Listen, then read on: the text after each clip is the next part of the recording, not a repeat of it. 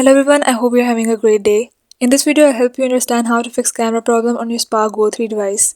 Make sure to follow each step carefully shown on the screen to solve the problem without any confusion. And if this video was useful, don't forget to like, subscribe to the channel and enable the bell icon for more helpful videos. Now let's begin.